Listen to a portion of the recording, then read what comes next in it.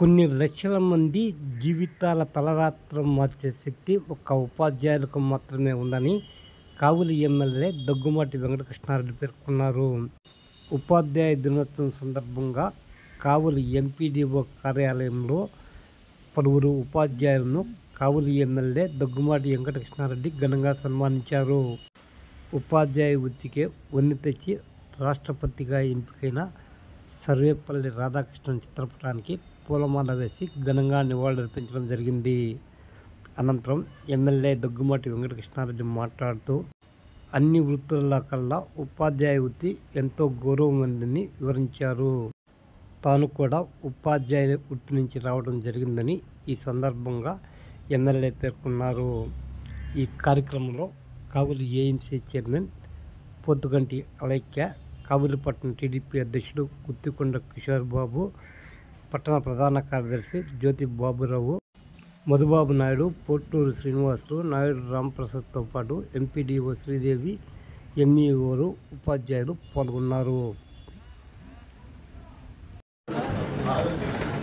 Next Ramurthy గారు ready ఉన్నారు.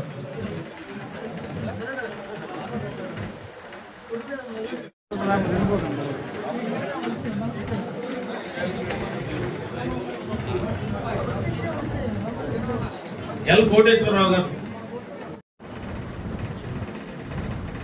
గురువు బ్రహ్మ, గురువు విష్ణు, గురువు దేవ మహేశ్వర, గురు సాక్షాత్ పరబ్రహ్మ తస్మై శ్రీ గురువే నమః. ఈ సృష్టిలో ముగ్గురు దేవుళ్ళు, బ్రహ్మ, విష్ణు, ఈశ్వరుడు. వీళ్ళ ముగ్గురిని కలగలిపితే ఒక దేవుడు, ఆ దేవుడు గురువు. అందరి దేవుళ్ళని పూజించడం కంటే ఒక్క దేవుడిని అయినటువంటి గురువుని పూజిస్తే ముల్లోకాలను పూజించినట్టే, ముక్కోటిని పూజించినట్టే, ముగ్గురు దేవుళ్ళని పూజించినట్టే. అంటే సనాతన ధర్మంలో గురువుకి అంతటి ప్రాచుర్యాన్ని చెందింది గురువు అనేది. ఈ సందర్భంగా నాకు జన్మనిచ్చిన నా తల్లిదండ్రులకి, నాకు విద్యాబుద్ధులు నేర్పి నన్ను ఉన్నత స్థాయికి ఎదిగేదానికి తీర్చిదిద్దిన, ఓనామాలు తీర్చిదిద్దిన నా గురుదేవునికి శిరస్సు వంచి నమస్కరిస్తూ, మనందరం ఈ అన్ని ఉద్యోగాల కల్లా ఉపాధ్యాయుల నుంచి చాలా గొప్పది. కొన్ని లక్షల మందికి జీవిత తలరాతలు మార్చేవాళ్ళు ఉపాధ్యాయులు, జీవిత సోపానానికి మెట్లు కట్టించేవాళ్ళు ఉపాధ్యాయులు, చెడిపోయేటువంటి వ్యక్తిని సక్రమమైన మార్గంలో తీసుకునేటువంటి వ్యక్తులు ఉపాధ్యాయులు, తల్లి తండ్రి మార్చలేని విద్యార్థుల్ని క్రమశిక్షణలో పెట్టగలిగేటువంటి ఉపాధ్యాయులు.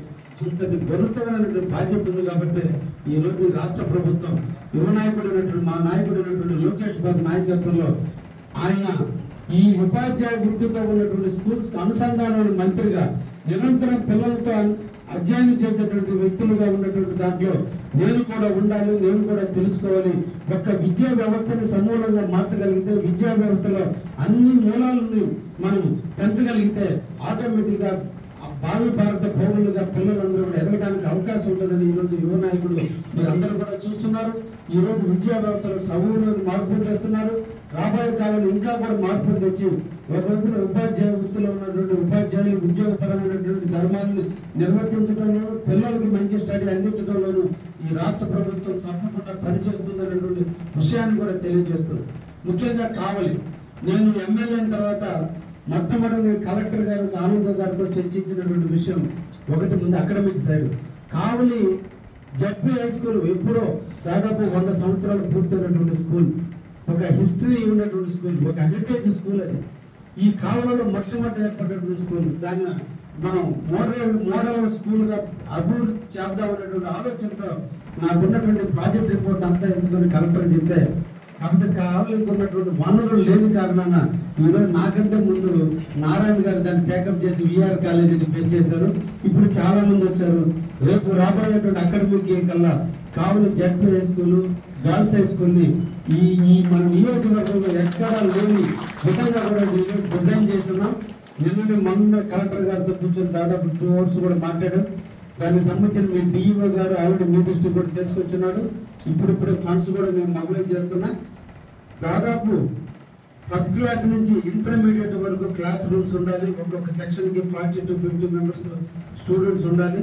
అలా ఈచ్ సెక్షన్ 2 సెక్షన్స్ ఉండాలి. ఒక్కొక్క కాలేజ్ స్కూల్ కి 1200 మంది విద్యార్థులు ఉండేటట్టుగా, గర్ల్స్ హై స్కూల్లో 1200 మంది, బాయ్స్ హై స్కూల్లో 1200 మంది ఉండేటట్టుగా మంచి ఫ్యాకల్టీ తీసుకుని ఈరోజు బిల్డింగ్ అన్నింటినీ కూడా ఆధునీకరించేదానికి దాదాపు దాతల దగ్గర నుంచి, ప్రభుత్వం దగ్గర డబ్బులు లేవు, దాతల దగ్గర నుంచి అమౌంట్ కూడా ప్లాన్ చేస్తున్నాం. ఇప్పటికే ఒక దాత ద్వారా దాదాపు 2 crores తీసుకొచ్చేదాన్ని కూడా ప్రయత్నం చేశాం.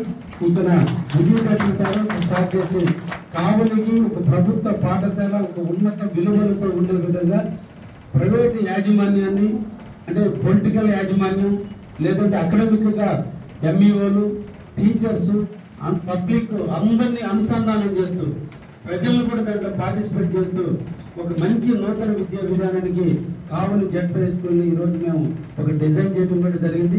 మిమ్మల్ని అందరూ కూడా కోరుకుంటున్నాం, ఇంకా దాని మీద ఐడియాలజీ ఉన్నా కూడా తప్పకుండా నన్ను కలవండి. మీకు నాకంటే కూడా పిల్లల యొక్క భావాలు, ఆలోచనలు అన్నీ మీకు తెలుసు.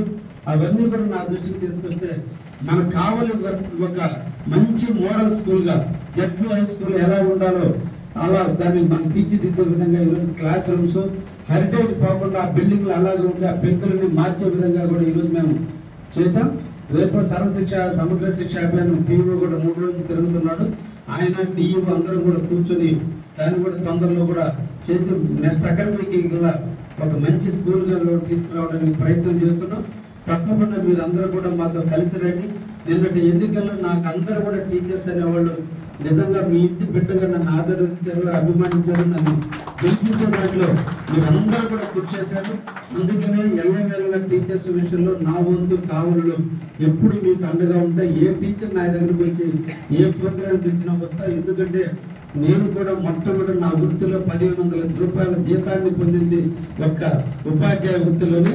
నేను మొట్టమొదటి నా వృత్తిని ప్రారంభించింది ట్యూషన్ చెప్పుకున్నప్పుడు కూడా వృత్తిని ప్రారంభించింది సంతనూరుపాడులో ఎంఎస్ఆర్ డిగ్రీ జూనియర్ కాలేజీలో కామర్స్ లెక్చరర్ గా పోయి రోజు కావలించి పోయి ఆడ చెప్పొచ్చేవాడిని.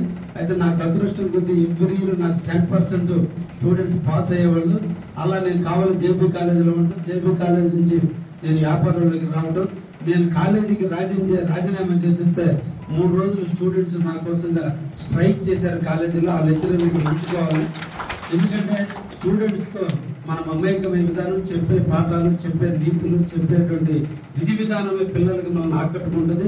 క్లాస్ రూమ్ లో 50 మంది ఉంటే 50 మంది మనస్తత్వాన్ని ఏకీకృతం చేసుకుంటూ అందరూ మన వైపు చూసే విధంగా తిప్పుకుంటూ అందరినీ కన్స్ట్రక్షన్ తో మాట్లాడకుండా డిసిప్లిన్ చేస్తూ రావాలంటే మన వాక్యము, మన మాట తీరు, మన ప్రవర్తన, మన నవ్వు, మన సీరియస్నెస్ అన్ని కలగలిపితే, నవరసాలు కలగలిపితేనే ఒక గురువు అవుతాం. అందరినీ ఒకే తాటికి తీసుకురాగలిగితేనే ఆ గురువు చెప్పే పాఠాలు పిల్లల హృదయాలకి హత్తుకోవడానికి అవకాశం ఉంటుంది. అలా నాకు గురువుగా ఎదగడానికి నేర్పిన నా గురువులు అందరూ కూడా మరొకసారి స్మరించుకుంటూ ఈ ఉపాధ్యాయ దినోత్సవం నాడు మీకు అందరూ కూడా అభినందనలు తెలియజేస్తూ ధన్యవాదాలు తెలియజేస్తూ